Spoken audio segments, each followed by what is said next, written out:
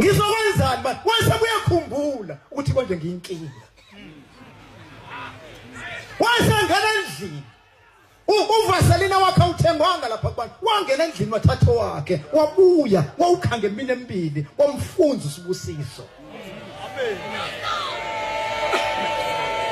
Wase ndihambani nenkosi. Bahamba babefika eThekwini. Ithi le ndoda engilambile, tshela umkayo.